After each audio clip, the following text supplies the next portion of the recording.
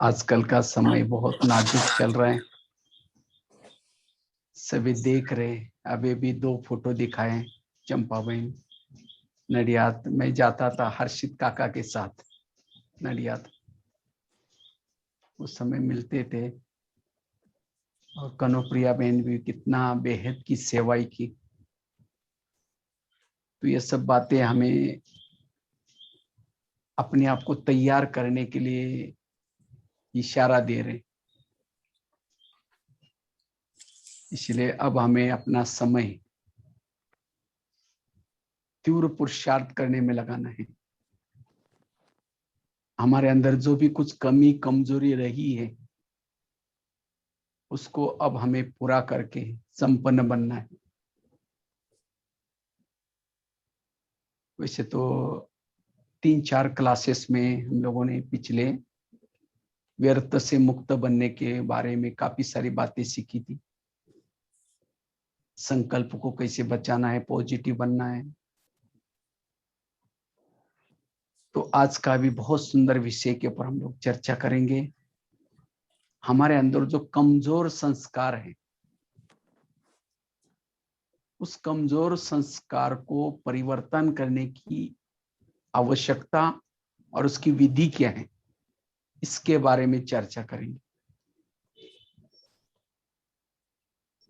क्योंकि ये कमजोरी, हर एक के अंदर कोई ना कोई कमजोरी होती है। और ये कमजोरी बीच बीच में विघ्न रूप में आती है और हमारी की कमाई चट हो जाती है। ये कमजोरी जैसे हीरे के ऊपर एक प्रकार का दाग है। इसीलिए अब हमें इस दाग को मिटाना है। ये पुरुषार्थ करना है। अगर हमारी ये कमजोरी रह जाती है तो यही कमजोरी अंत में अंश का वंश बन सकती है।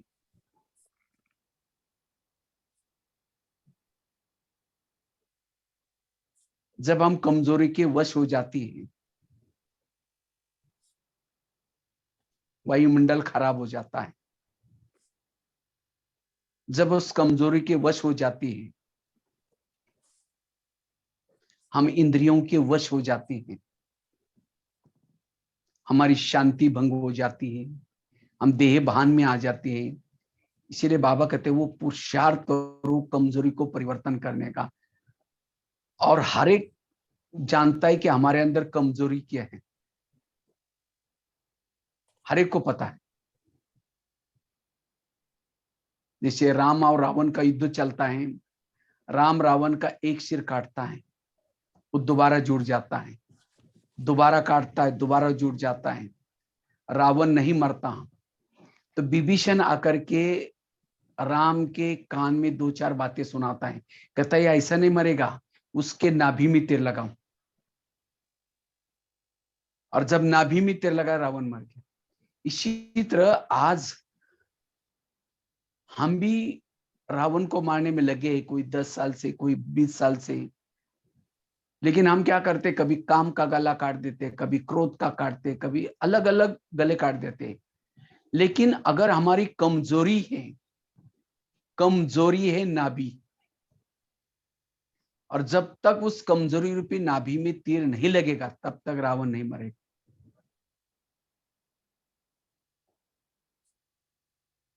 इसलिए वर्तमान समय हमें जो पुरुषार्थ करना है, जैसे हॉस्पिटल में जाते हैं तो दवाई कौन सी मांगते हैं, तो जो बीमारी वही दवाई मांगते हैं।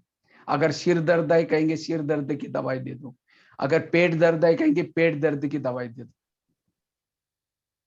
जैसी बीमारी वैसी दवाई मांगते हैं। इसी तरह हमें जो आज नॉलेज की जरूरत है, ज्ञान की जरूरत है, कमजोरी कमजोरी हमारी ये बीमारी है और उसी का नॉलेज चाहिए हमें, और नॉलेज की जरूरत नहीं। अगर हम ज्ञान में चल रहे हैं, योग भी लगा रहे, पुरुषार्थ भी कर रहे, अमृत वाला भी उठ रहे, सेवाएं भी कर रहे, लेकिन वो कमजोरी के वश हो रहे, तो हमें जो प्रसन्नता होनी चाहिए, जो सुख शांति होना चाहिए, वो नहीं होगा। इसलिए वर्तमान समय ये कमजोरी को खत्म करने का पुरुषार्थ करना है। जैसे स्टूडेंट बाकी सारे सब्जेक्ट में पास हो गया, लेकिन एक सब्जेक्ट में फेल हो गया, तो उसको फेल ही कहेंगे ना। इसी तरह हमें भी जो हमारा कमजोर संस्कार है उसके तरफ ज्यादा ध्यान देने की जरूरत है।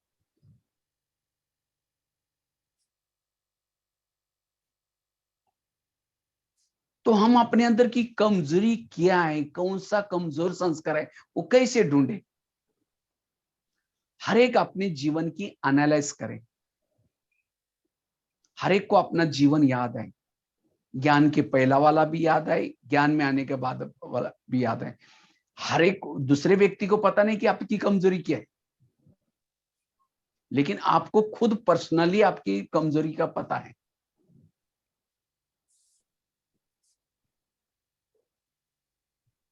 उम्र की 8 साल से लेकर के ज्ञान में आने तक आपने कौन से संस्कार के वश होकर के बार बार भूले के वो याद करो। 8 साल से लेकर के ज्ञान में आने तक आपके कौन से संस्कार के वश होकर के ज्यादा भूले किए, जो आपको नहीं करना चाहिए था, आपका दिल खाता है कि वो मैं कैसे कर दिया ऐसा ऐसा, तो वो याद करो।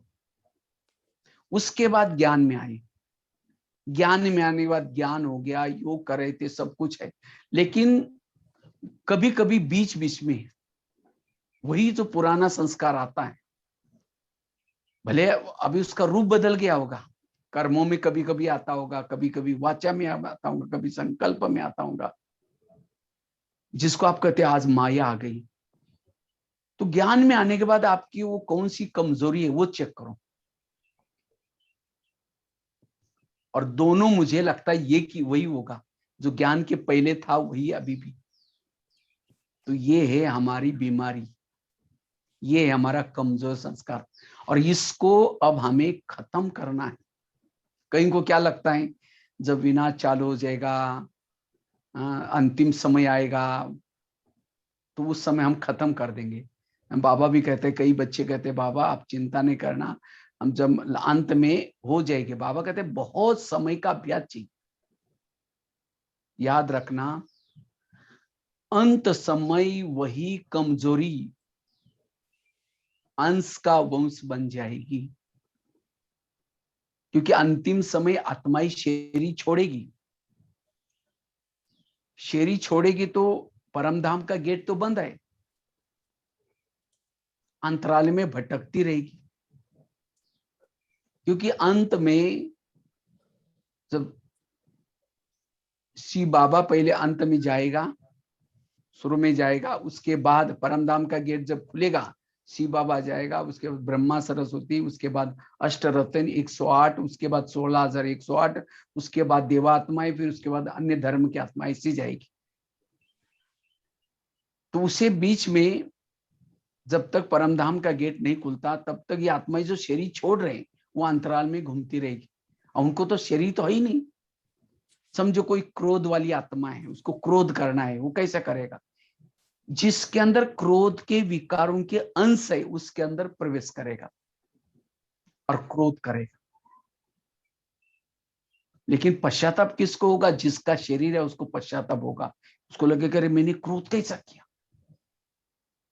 समझो काम विकार का अंश है कोई में, और वो उसको शरीर है ही नहीं, अंतराल में घूम रहे थे ऐसी आत्मा, तो वो क्या करेगी? जिसके अंदर काम विकार के अंश है उसके अंदर प्रवेश करेगी। ये पार्ट अभी भी कम चल रहा है, आगे चल करके एक अनेक आत्माएं शरीर में प्रवेश करेगी और उससे गलतियां कराएगी।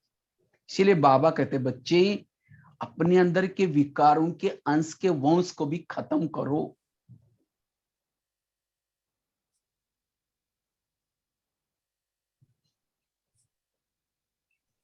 मुझे लगता है 2014 या 15 में बाबा ने ज्वाला स्वरूप योग का वर्ष दिया था। ज्वाला स्वरूप योग, ज्वाला स्वरूप योग करो। इसीलिए दिया था, बाबा ने कहा कि ज्वाला स्वरूप योग से अपने संस्कारों के अंश के वंश को खत्म करो।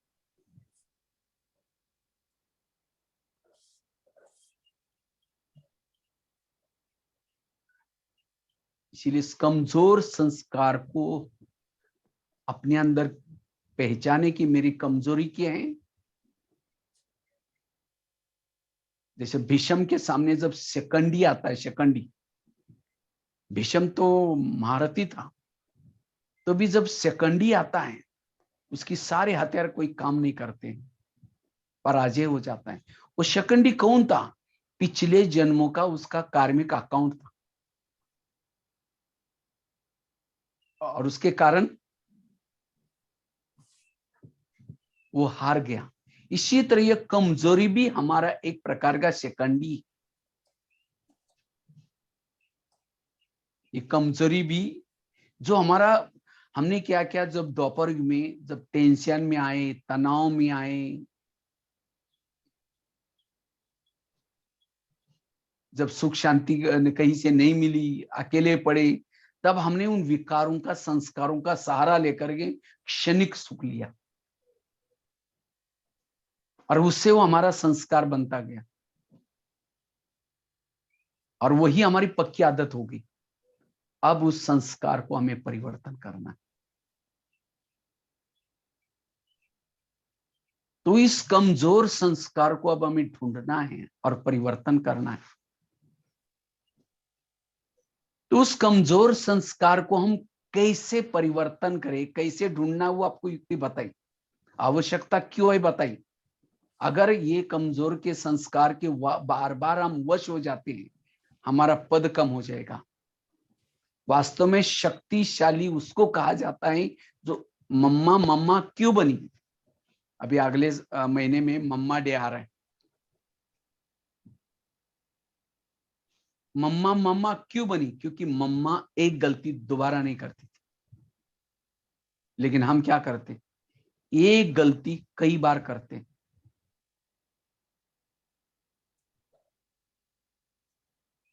और जो एक गलती बार बार करता है वो कमजोर है।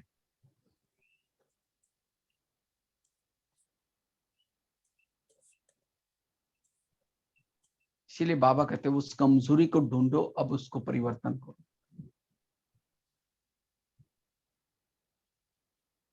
तो उस कमजोरी को हम परिवर्तन कैसे करें, उसके बारे में चर्चा करते हैं। उस कमजोर संस्कार को परिवर्तन करने के लिए हमें क्या करना है? सबसे पहली बात है, अमृत वेले के बाद बाबा को अपनी कमजोरी के बारे में सुनाओ।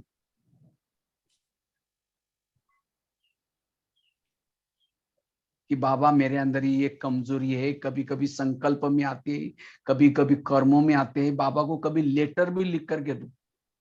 कभी कभी बाबा का मुरली में एक शब्द आता है, बच्चे सर्जन से अपनी बीमारी को कभी भी नहीं छिपाओ, बाबा को सुनाओ। ये बहुत बड़ी इंपॉर्टेंट युक्ति है। जैसे हॉस्पिटल में जाते हैं तो हॉस्पिटल में अलग अलग वार्ड होते हैं, अलग अलग वार्ड में डॉक्टर का जाने का समय अलग अलग होता है। और जिस समय डॉक्टर जाता है उस समय पेशेंट उठ करके बैठता है और अपनी बीमारी सुनाता है डॉक्टर को। डॉक्टर जी मेरे को आज ऐसा दर्द हुआ, ये दर्द हुआ, ये हुआ, ये हुआ, सुनाता है। डॉक्टर कहता है अच्छा और क्या हुआ, और क्या हुआ करके पूछ करके उसकी दवाई लिखता है, और अपने ऑफिस में जा करके चिटकी पर किसी नर्स के द्वारा, कंपाउंडर के द्वारा दवाई भेज देता है। अब वो डॉक्टर तो चक्कर लगा रहा है, पेशेंट सोया पड़ा हुआ है, तो दवाई मिलेगी। इसी तरह ये दुनिया भी एक बहुत बड़ा हॉस्पिटल है, और इसमें सर्जन केवल एक ही है, परमात्मा। हर एक को कोई ना कोई बीमारी लगी है, किसको काम की, किसको क्रोध की, किसको लोभ की, किसको लालच की, ईर्ष्या की, घृणा की, नफरत की। हर इंसान इस संसार का अब पेशेंट है। और इस संसार में 4 वार्ड बने हैं, America ward, Africa ward, Europe ward, Asia ward. और हर वार्ड में डॉक्टर जाने का समय अलग अलग है, बाबा आने का समय अलग अलग है। जैसे अभी अभी आप लोगों ने अमृत वेला करके फ्रेश मुरली सुनी, तो आपके यहाँ अमृत वेला बाबा आने का समय अलग है, यहाँ अलग है। हर एक 4 अलग अलग वार्ड बने हैं। तो जिस समय अमृत वेला हम करते हैं, अमृत वेला पूरी होने के बाद बाबा को सुनाओ, बाबा मेरे को आज कल ऐसा ऐसा संस्कार के बारे में ये हुआ सुनाओ। अगर उस समय बाबा चक्कर लगा रहे हैं, अब कहीं तो चलो, कहीं तो सोते तो है नहीं, उठ तो बैठते, अब केवल उठ करके बैठना ये भी ये नहीं, लेकिन सुनाओ। जैसे डॉक्टर जब आता है चक्कर लगाने के लिए, पेशेंट तो केवल चेहरे की तरफ थोड़ी देखते हैं डॉक्टर के। अब डॉक्टर के क्या पता चले इसको क्या हुआ है, केवल देखता रहता नहीं। लेकिन अगर कोई बीमारी नहीं, कोई प्रॉब्लम नहीं, तो कहता है डॉक्टर जी मैं एकदम ठीक हूं, मैं मुझे कोई प्रॉब्लम नहीं, कोई समस्या नहीं, मैं एकदम ओके हूं, सुनाता है। तो डॉक्टर को लगता है हाँ मेरा पेशेंट ठीक है। अगर प्रॉब्लम है तो सुनाएगा, नहीं है तो भी चुप नहीं बैठेगा, तो भी सुनाएगा। इसी तरह बाबा भी सर्जन है, तो बाबा को भी क्या करो, सुनाओ। बाबा कल मुझे इस संस्कार के बारे में ऐसा ऐसा हुआ, ये हुआ, तो बाबा क्या करेगा, ये कर।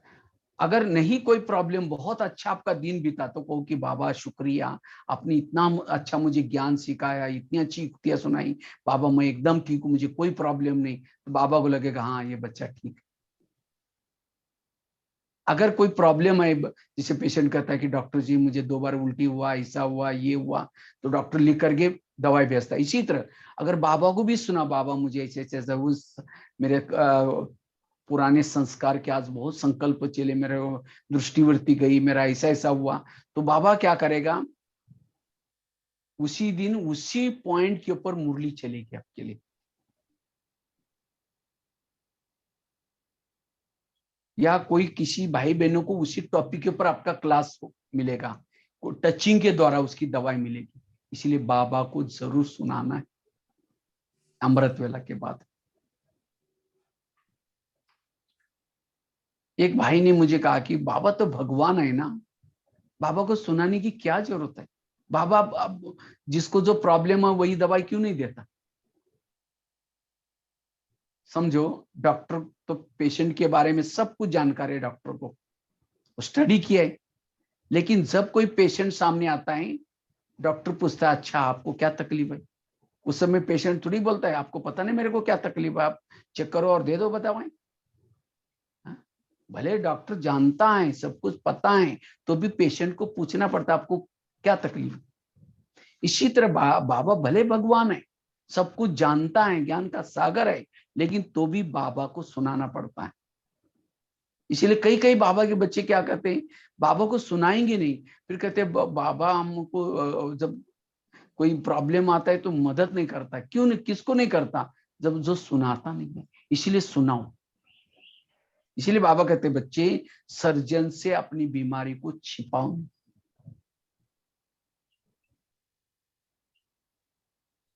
तो ये युक्ति है।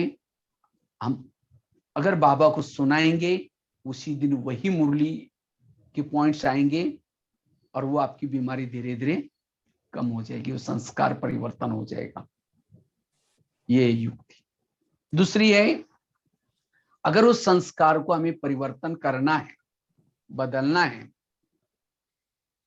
उसके लिए जितना हम मुरलियों की स्टडी करेंगे, मुरलियों की स्टडी, उतना उस संस्कार के बारे में नॉलेजफुल बन जाएंगे।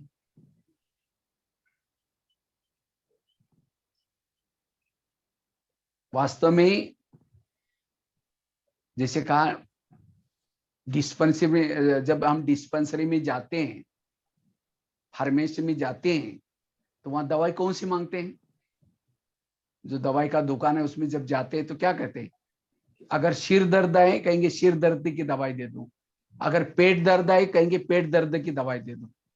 तो जैसा बीमारी है वैसी दवाई मांगते हैं। इसी तरह मुरली भी एक प्रकार की डिस्पेंसरी है, जिसके अंदर काम की, क्रोध की, लोभ की, हर विकारों की, प्रॉब्लम्स की दवाई है उसके अंदर। तो हमें मुरली सुनते समय मेरे प्रॉब्लम्स क्या हैं और उसके लिए आज बाबा ने क्या पॉइंट दी वही नोट करनी। ये है मुरली सुनने का तरीका। इसीलिए मुरली सुनने से पहले योग आधा घंटा क्यों रखा हुआ है? क्योंकि जो योग करेगा, एकाग्र होगा, उसको ही अपनी दवाई कौन सी बाबा ने दी उसको कैच कर सकता है। मुरली सुनते समय बहुत एकाग्रता चाहिए। मेरे आज क्या प्रॉब्लम थे और उसके लिए बाबा ने क्या पॉइंट दी, उसको कैच करने का ताकत मिलती है। इसीलिए आधा घंटा का योग करके मुरली सुनना है। उसके लिए तो हम बहाने तो बहुत बनाते हैं, नहीं हमारा घर बहुत दूर है, हम ड्राइव करके आना पड़ता है, बच्चे स्कूल में जाते हैं, टिफिन बनाना, ये तो बहाने हैं। इसलिए हमें प्रैक्टिकल में आधा घंटे का मेडिटेशन करके फिर बाद में मुरली सुननी।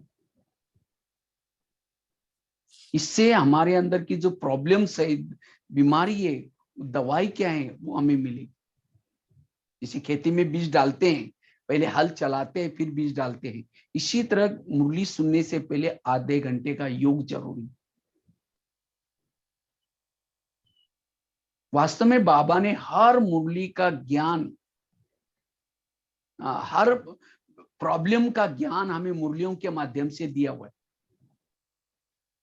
जैसे समझिए मोबाइल है, मोबाइल को अगर मैंने लैपटॉप को टच किया, सोने का बन गया।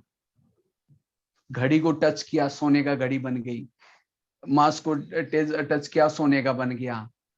जिसको भी मोबाइल को टच करते हैं वो सोने का बन जाता है। तो आप महत्व किसको देंगे?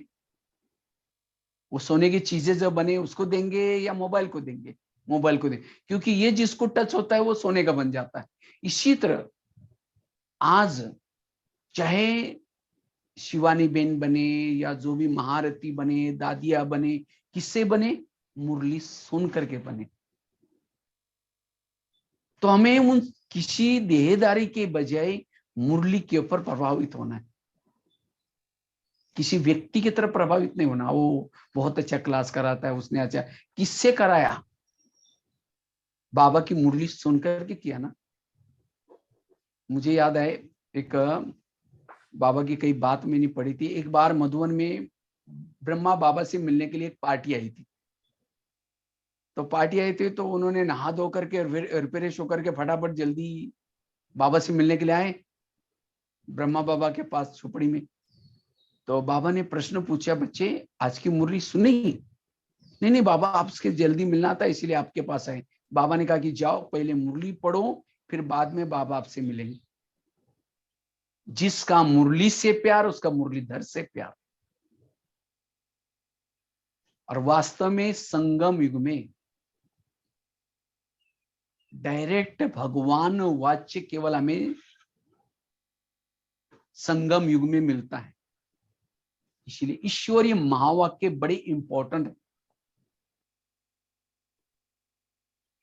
एक सीढ़ी में एक चित्र है, सीढ़ी में आप लोगों ने देखा होगा ध्यान से, एक चित्र है, एक भिखारी सोया है, उसके सिराने पर गीता है और उसके हाथ में कटोरा है और वो भिक्षा मांग रहे हैं। वो दिखा है भारत का। वास्तव में भारत का चित्र नहीं है, ये हम ब्राह्मणों का, आत्माओं का चित्र है। क्योंकि असली गीता किसके पास है? हमारे सबके पास है। ये मुरली की असली गीता है। और फिर भी हम कहते बाबा मेरा योग नहीं लगता, मुझे ये मेरे प्रॉब्लम है, ये मेरे समस्या है। इसका मतलब मुरलियों की स्टडी नहीं की है। वास्तव में आपके जीवन के जो भी प्रॉब्लम है, जो भी संस्कार है, जो भी विकार है, उसके लिए बाबा की स्पेशल बहुत सारी मुरलियां चले। 69 से लेकर के 2017 तक जो बाबा की मुरलियों की किताबें बनी है, मुझे लगता है ज्यादा कोई प्राइस नहीं है उसकी। 10-10 रुपए प्राइस है, 10-15 से कुछ प्राइस है। डायरेक्ट भगवान वाच्य, और इससे शास्त्र बनते, इससे ग्रंथ बनते, इससे मैगजीन्स बनते, इससे सारी किताबें बनते। नहीं तो आजकल फेसबुक व्हाट्सएप में इतनी सारी चटपटी बातें आ रही, और जो ओरिजिनल भगवान वाच्य बाजी में रह रहे। वास्तव में फेसबुक की, व्हाट्सएप की चटपटी बातों में हमारा कल्याण नहीं होने वाला है, ईश्वरीय महावाक्यों के द्वारा हमारा कल्याण होने वाला है। इसीलिए कोशिश करके हमें उस संस्कार को परिवर्तन करने के लिए बाबा ने क्या क्या युक्तियां बताई। समझो, आप काम विकार के लिए बहुत सारी मुरलियां चलिए, क्रोध के लिए बहुत सारी मुरलियां चलिए हैं, वेस्ट संकल्प के बारे में बहुत सारे। तो मेरे क्या प्रॉब्लम्स है, मेरी बीमारी क्या है, उसी टॉपिक की मुरलियां पढ़कर के उसको बार बार पढ़ना, इसको अप्लाई करना, और तब जाकर के उस संस्कार का असर हमारे पर कम हो जाएगा। इसलिए मुरलियों की स्टडी जरूरी है। अगर मेरा संस्कार नहीं बदल रहा है, ज्ञान मिलने के बाद, ज्ञान सुनने के बाद, इसका मतलब मैं नॉलेजफुल नहीं हूं, वो ज्ञान मेरे पास कम है, या है तो मैंने उसको व्यवहार में नहीं लाया। इसलिए संस्कार परिवर्तन करने के लिए मुरलियों की स्टडी,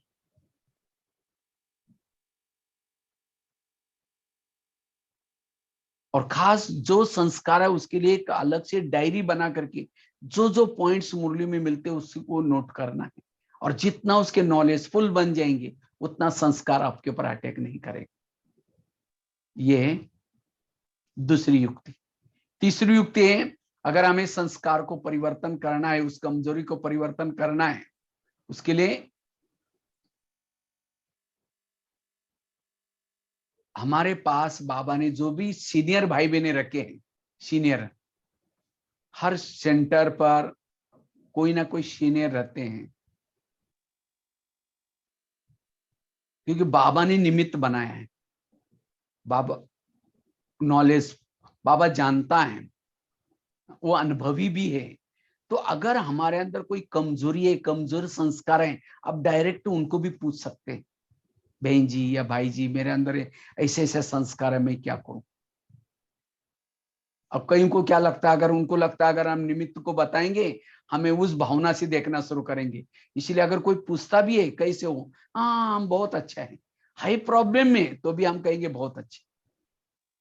अगर कोई संस्कार को छिपाएंगे तो छिपाते छिपाते खुद भी छिप जाएंगे, ओम शांति हो जाएंगे। इसलिए कोई भी कमजोरी को छिपाओ नहीं। जैसे स्थूल में भी अगर किसी को बीमारी होती है, किसी को फोड़ा भी आते हैं, कहते हैं मुझे यहाँ फोड़ा हुआ है, मेरे को पता नहीं यहाँ खुजली हो रहा है, मेरे को पता। और खास तो हमारे भारत में तो जितने लोग उतने डॉक्टर हैं। कोई कहेगा पत्ता बांधो, कोई कोई कहेगा ये करो। इसी तरह स्थूल बीमारी तो हम छिपाते नहीं, तो ये कमजोर रूपी बीमारी भी हमें नहीं छिपाना है। अगर अपना नाम बताने की शर्म आते हैं, किसी और का नाम बताऊं, किसी ने मुझे उस संस्कार के बारे में पूछा था, लेकिन हम उसको जवाब नहीं देंगे, दे पाए, आप बताओ उसके लिए क्या करें। हाय खुद की युक्ति, खुद की प्रॉब्लम, लेकिन तो ऐसे हमें क्या करना है, उसके बारे में नॉलेजफुल बनना है। और जितना उस संस्कार के बारे में नॉलेजफुल बनेंगे, उतना उस संस्कार क्या हो जाएगा, परिवर्तन हो जाएगा। इसीलिए निमित्त आत्माओं को सुनाओ।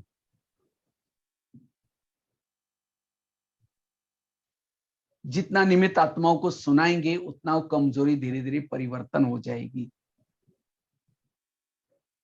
3 बातें बताई, प्रैक्टिकल युक्ति है। पहली बात बताई, बाबा को सुनाओ। अगर कोई कमजोरी है, कमजोर संस्कार है, पहले कैसे ढूंढना है वो आपको बताए। मेरे अंदर बीमारी क्या है, मेरे प्रॉब्लम्स क्या है। जैसे पता ना, अगर डिस्पेंसरी में जाते हैं, जो प्रॉब्लम है वही दवाई लेते हैं। इसी तरह हमें भी, ये मुरली भी हमारे लिए डिस्पेंसरी, हमारे जो प्रॉब्लम है वही हमें टेबलेट्स लेने हैं। तो एक तो बाबा को सुनाओ, दूसरा बताया मुरलियों से लो, तीसरा बताया निमित्त आत्माओं को, चौथी बात है, अगर उस संस्कार का परिवर्तन करना चाहते हैं उस संस्कार का भोजन नहीं देना, ये बहुत गहरी युक्ति है। वो संस्कार हमारे एक्टिविटी में कब आता है? जब उसको हम कोई ना कोई भोजन देते हैं उस बात का। समझो कोई बुजुर्ग व्यक्ति है, बहुत क्रोधी है, बहुत क्रोध करता है, लेकिन वो उठ नहीं सकता, चल नहीं सकता। अगर ऐसे बुजुर्ग व्यक्ति को रबड़ी खिलाएंगे, पनीर खिलाएंगे और पिटाई करेगा। अगर उसको भोजन नहीं खिलाएंगे तो वहां खटिया पर बैठ करके कहेंगे मैं वहां करके मारूंगा, मैं ये करूंगा वो करूंगा, लेकिन मार नहीं पाएगा। क्यों? वो कमजोर है। इसी तरह हमारे अंदर के संस्कार एक्टिविटी में कब आते हैं? जब उसको भोजन मिलता है। उसको मैं और खोल के आपको बताता हूं। समझो किसी का काम विकार का संस्कार है और ऐसी आत्मा फैशन कर रहे, कोई गलत मूवी देख रहे, अश्लील मूवी देख रहे, कोई फिल्मी गीत सुन रहे हैं, कोई ऐसी फिल्में देख रहे हैं, या कोई गलत साइड ऐसी देख रहे हैं, तो उस संस्कार को क्या मिल रहा है? भोजन मिल रहा है। उससे वो संस्कार क्या हो जाएगा? और एक्टिविटी में आता है। बाबा कहते हैं माया कागज का शेर है, लेकिन ये कागज का शेर असली कब बन जाता है? जब उसको कोई ना कोई ऐसा भोजन मिल जाता है। जिन बातों को देखने से, जिन बातों को सुनने से मेरे संस्कार जागृत होते हैं, उन बातों का परहेज करो। जैसे दुनिया में जो हॉस्पिटल्स हैं, दवाई लेने के बाद उसके कुछ परहेज भी होते हैं। इसी तरह बाबा ने कई हमें नियम, संयम, मर्यादा, ये क्यों परहेज बताए? और कभी कभी हम परहेज नहीं करते, तब जाकर के प्रॉब्लम आ जाते हैं। इसीलिए अगर संस्कार का परिवर्तन करना है, तो जो बातें देखने से मेरे संस्कार जागृत होते हैं, उन बातों की तरफ अटेंशन। और आजकल तो माया ने ऐसे ऐसे साधन बनाए, उस संस्कार को कोई कहीं ना कहीं से भोजन मिल जाता है। हमारे वास्तव में कोई संस्कार बदले नहीं है, संस्कार अंदर है। उस संस्कार को थोड़ा वायुमंडल मिल जाता है तो संस्कार एक्टिविटी में आ जाते हैं। इसलिए अगर और वास्तव में संस्कार परिवर्तन, ये शब्द गलत है। हमारे संस्कार परिवर्तन नहीं होते, संस्कार मर्ज हो जाते, इमर्ज हो जाते। जैसे जब चूहा, बिल्ली नहीं है तो चूहा क्या करता है? बिल से बाहर आता है। जैसी बिल्ली आई वो चूहा अंदर बिल में जाता है। इसी तरह जब हमारा ज्ञान योग अच्छा है, धारणा अच्छी है, स्थिति अच्छी है, तो हमारे संस्कार दब जाते हैं, जिसको कहते हैं मर्ज हो जाते हैं। और थोड़ा अमृत वाला योग नहीं किया, धारणा ठीक नहीं की, तो संस्कार इमर्ज हो जाते हैं। जैसे सीडी में जो गीत बजता है, जिस समय जहां सुई जाते हैं वहां उस समय गीत बजता है। इसी तरह हमारे संस्कार भी जो उस समय आता है, इसलिए वास्तव में संस्कार मर्ज हो जाते हैं। तो हमें मर्ज रखना है, उसको एक्टिविटी में नहीं लाना है। इसलिए अगर मुझे संस्कार को परिवर्तन करना है, बदलना है, उसका भोजन नहीं देना है। ये चौथी युक्ति बताए। पांचवी है, अगर मुझे उस संस्कार को परिवर्तन करना है, मर्ज रखना है, स्वयं को सदा बिजी रखो। जितना बिजी रहेंगे वो संस्कार मर्ज हो जाएगा। बिजी, बाबा कहते हैं माया मासी है। जैसे पड़ोसनी आपके घर में कब आती है? अब आएगी, चक्कर लगाएगी। अगर आप बिजी हैं, आवाज लगाएगी, फिर जाएगी, आवाज लगाएगी, फिर जाएगी। अगर आप बिजी हैं तो नहीं आएगी, लेकिन फ्री आते ही आ जाएगी। इसी तरह माया भी हमारी मासी है, पड़ोसनी है, आप थोड़ा भी फ्री है आ जाएगी। इसीलिए कहते भी खाली मन शैतान का घर। दुनिया में जितने लोग बड़े होते हैं उनकी दिनचर्या फिक्स होती है, और हम तो कितने बड़े, विश्व के आधार मूर्त है, उद्धार मूर्त है हर एक की। हम इस कल्पवृक्ष की जड़ें हैं, तो हमारी दिनचर्या कितनी बिजी चाहिए, मन का भी तन का भी। थोड़ा फ्री है, सेंटर पर आओ, बाबा के कमरे में बैठो, स्थूल सेवा करो। अगर घर में फ्री है, थोड़ा सा घर में किसी को ज्ञान सुनाने में, मनसा सेवा करने में, अपना घर का कारोबार करने में हमेशा बिजी रहना है। जितना बिजी रहेंगे वो संस्कार धीरे धीरे खत्म हो जाएगा। ये भी एक युक्ति है। छठी युक्ति है, अगर संस्कार को हमें मर्ज करना है, मर्ज रखना है, परिवर्तन करना है, उसके लिए आत्म अभिमानी स्थिति की धुन लगाना। जैसे उसी दिन भी बताया था, एक क्लास लिया था आत्म अभिमानी स्थिति। जैसे जिस घर में लाइट नहीं होती वहां भूत आता है, एक भूत, दूसरा भूत, तीसरा भूत, भूत बंगला बन जाता है। इसी तरह माया भी क्या है, एक भूत है, ये संस्कार भी एक भूत है। जब हमारे शरीर रूपी घर में आत्मा की लाइट बुझ जाती है, तब क्या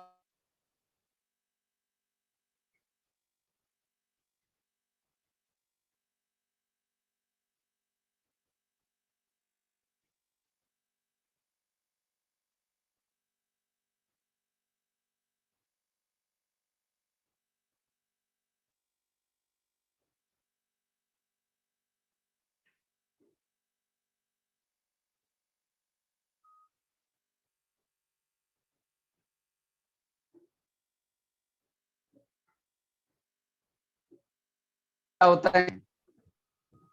और जितना आत्मिक स्थिति का अभ्यास करेंगे उतना उस संस्कार से बच जाएंगे।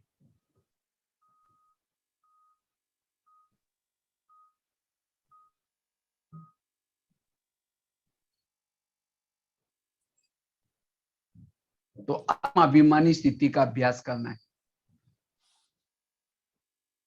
इसलिए हर मुरली में बाबा कहते हैं, बच्चे आत्मा समझो, आत्माभिमानी बनो।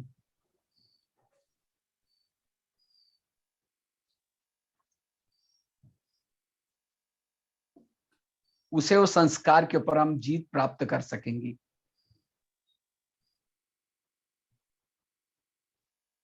क्योंकि आत्माभिमानी स्थिति में रहने से हमें अतीन्द्रिय सुख की अनुभूति होती है। आत्माभिमानी स्थिति में रहने से, क्योंकि आत्मा को सुख चाहिए। जब हम आत्मिक स्थिति में रह करके जब सुख प्राप्त करते हैं तो संस्कार आकर्षित नहीं करेंगे। चाहे विकारों के द्वारा सुख दो, क्षणिक सुख, चाहे योग तपस्या के द्वारा सुख दो। जितना हम योग तपस्या के द्वारा सुख देते हैं उतना में वो संस्कार आकर्षित नहीं करता। इसलिए बाबा क्यों कहते हैं बच्चे योग युक्त बनो, हम योग का अभ्यास करेंगे वो संस्कार आकर्षित नहीं करेगा। अतीन्द्रिय सुख की अनुभूति होते हैं आत्म अभिमानी स्थिति से। इसलिए यह आत्म अभिमानी स्थिति का अभ्यास, आत्म अभिमानी स्थिति वाला कहीं भी प्रभावित नहीं होता, ना कोई व्यक्ति के तरफ, ना कोई वस्तु के तरफ, कहीं भी आकर्षित नहीं होगा। इसलिए आत्म अभिमानी स्थिति के द्वारा क्या करना है, अतीन्द्रिय सुख की अनुभूति करनी है और उस संस्कार से बचना है। इसलिए आत्म अभिमानी स्थिति का अभ्यास, ये छठी युक्ति बताए। सातवीं युक्ति है श्रीमत का पालन। श्रीमत, जैसे सीता को रावण ने उठा करके कब लेके गया, जब उसने लक्ष्मण रेखा को उल्लंघन किया। इसी तरह आज हमारे जीवन में वो संस्कार कब आता है, जब हम भी क्या करते हैं, कोई ना कोई ईश्वरीय नियम और मर्यादा का उल्लंघन करते हैं। वास्तव में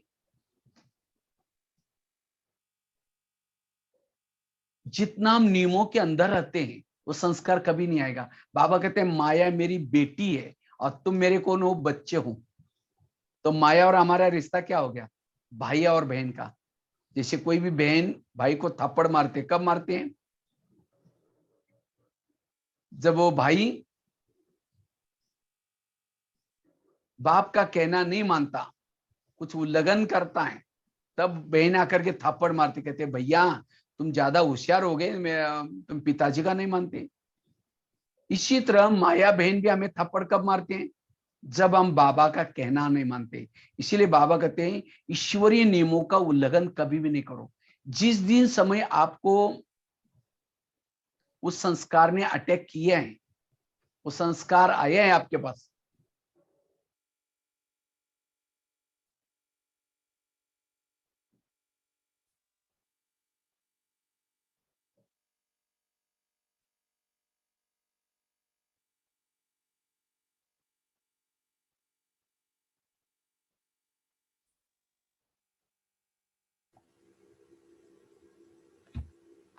अस्लेस भी कट हो गया उनका वहां से।